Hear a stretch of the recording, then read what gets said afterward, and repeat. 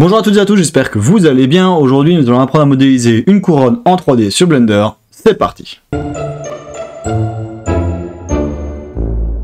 Donc on se retrouve sur Blender et comme d'habitude, on va faire un AXID pour supprimer l'ensemble de notre scène. Et je vais me mettre en vue de face grâce au numpad 1. Je vais faire un Shift A pour ouvrir le menu Add et je vais aller chercher mon image de référence. J'appuie sur S pour le scale, donc comme ça je l'agrandis. G, Z, je vais essayer de centrer ça. G, X, ceci, G, Z. Voilà. J'appuie de nouveau sur le Shift A pour ouvrir le menu Add et je vais chercher une plane. Je vais faire un RX de 90 degrés. G, Z pour le remonter. SZ. Jusque là. SX. Ok. Tap pour passer en Edit Mode. 2 pour sélectionner les edges. Je sélectionne mon edge là et je fais un GZ. Ceci. Je sélectionne Studio. E, Z pour extruder sur l'axe des Z. S pour le scale. E, Z pour extruder. E, Z pour extruder encore. Je fais un S. Ceci. E, Z. Voilà. Je prends l'outil Loop Cut. On va venir couper ici au milieu. Z, mode wireframe. Je vais venir placer mes éléments ici, là. Parce que je vais faire rentrer cet élément-là à l'intérieur. Et ici, là, on va le faire sortir vers l'extérieur. Je reprends le Select Box. 1 pour sélectionner les vertices. Je sélectionne mes 3 vertices qui sont là. Et je fais un M pour ouvrir le menu Merge. Et je vais faire Add Center pour venir faire fusionner tous mes vertices ensemble au centre. Je prends ma vertice qui est là. Et je vais faire un CTRL ou commande Shift B pour faire un bevel. Je vais prendre ma vertice qui est là, je vais faire un GZ pour le remonter. Là, GZ pour le redescendre. Ça, j'ai bien mon carré au milieu. Une fois que j'ai fait ça, je vais reprendre mon outil Loop Cut. Je vais rajouter 3 segments ici au milieu. Comme ceci.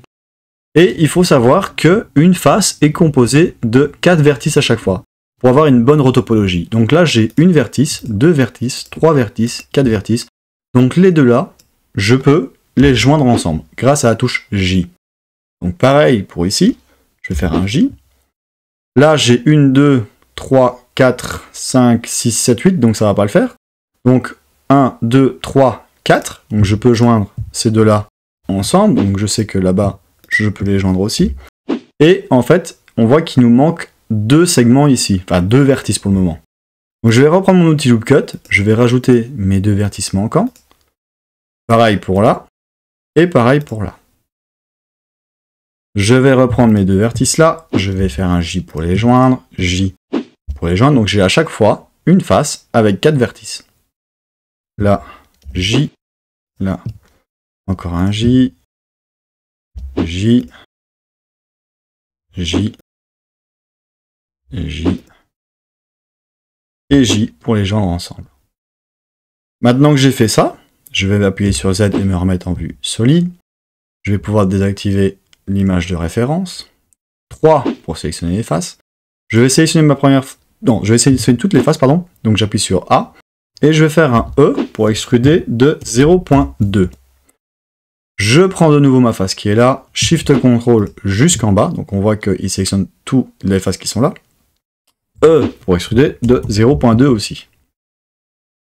Une fois que j'ai fait ça, je reprends mon outil Loop Cut et ici je vais marquer avec 3 segments mon carré parce que je veux avoir un carré et pas un rond quand je vais faire une subdivision de surface. Donc si je appuie sur Tab et que je fais un CTRL 2 pour appliquer une subdivision de surface, plus un clic droit Shift Smooth, on voit qu'on obtient notre carré. Bon, c'est pas pointu, c'est un peu arrondi, mais on a un carré plutôt que d'un rond comme ici là-haut.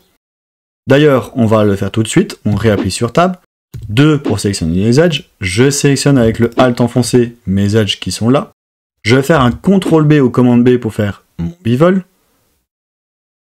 comme ceci, comme ça j'obtiens bien une pointe. Pareil pour en haut, sauf que en haut, on va sélectionner uniquement l'edge qui est là, on va faire un CTRL B ou commande B pour faire le bevel, avec un segment au milieu. Pourquoi le segment au milieu? Si j'appuie sur 1 pour sélectionner les vertices, on voit qu'on a 1, 2, 3, 4 vertices pour faire une face, sauf qu'elle a été séparée en deux. Donc tout ce que je dois faire, c'est réappuyer sur 2, sélectionner mon edge qui est là, appuyer sur X et Dissolve Edge. Comme ça, j'obtiens une face avec 4 vertices qui sont là. Et de nouveau, j'ai mes 4 vertices, 1, 2, 3, 4, qui sont là pour compléter ma face. Donc je recommence, hop, derrière, je prends mon edge qui est là, X, Dissolve Edge, comme ça j'ai ma face avec mes 4 vertices. Et j'ai ma pointe avec ma subdivision surface.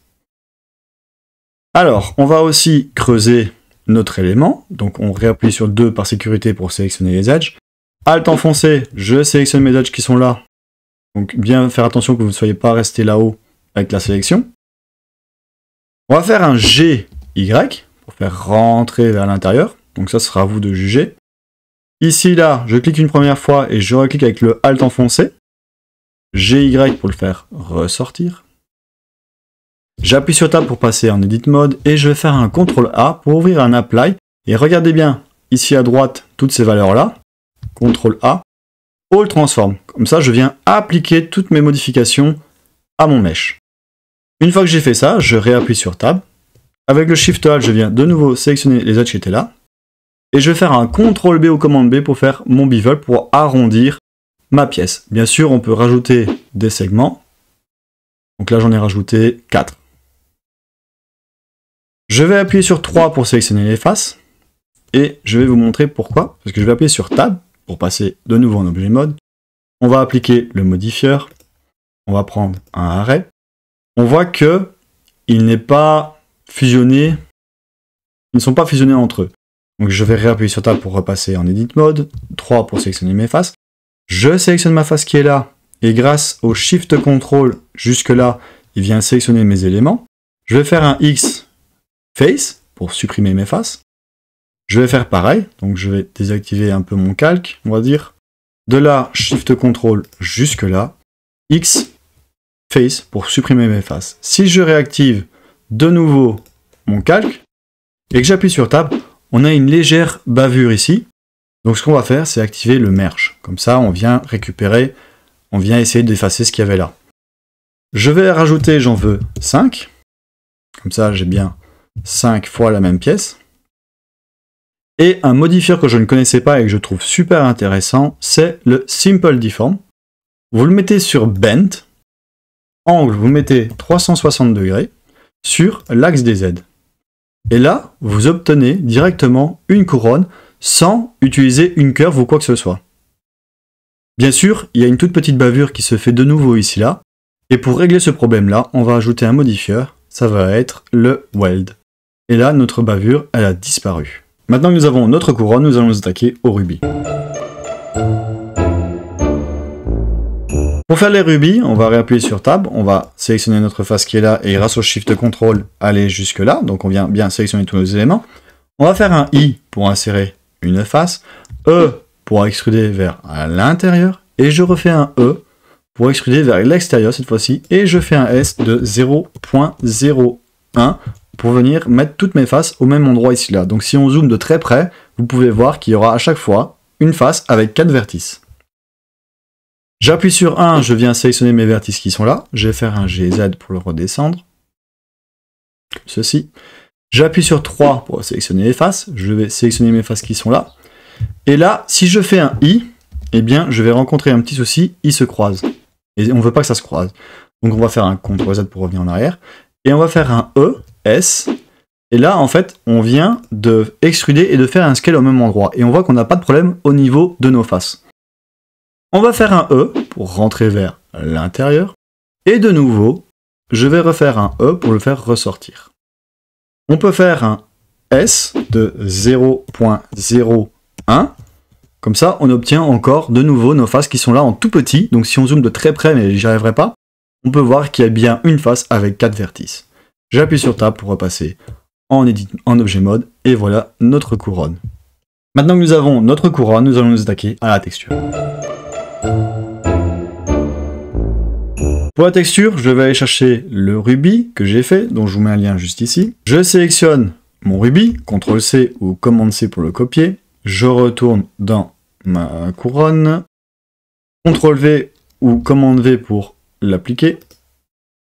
Je vais aller chercher ma texture or, donc je vous mets un autre lien juste ici.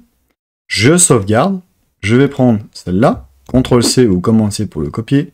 Je retourne dans ma couronne, pas besoin de sauvegarder, CTRL-V pour l'importer. Ou Command-V.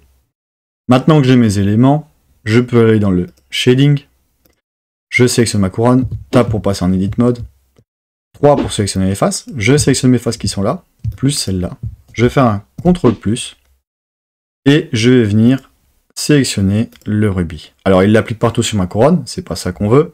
On va aller dans le matériel, on va cliquer sur Assigner. On va ajouter une nouvelle texture. Je vais faire un CTRL-I ou Command-I pour inverser ma sélection. Et là, je vais venir sélectionner le matériel or. Je clique sur Assigner. Et Tab pour passer en Edit Mode. Et on a bien notre couronne avec nos joyaux. Enfin, nos rubis, pardon. Je sélectionne mes éléments, le rubis et la texture or. J'appuie sur X, Delete pour les supprimer. Et on obtient bien notre couronne. Donc voilà, je viens de terminer la couronne en 3D sur Blender. J'espère que la vidéo vous aura plu. N'hésitez pas à me dire ce que vous en pensez en commentaire. Comme d'habitude, je vous mettrai le lien de téléchargement en commentaire. Et je vous dis à la prochaine. Ciao.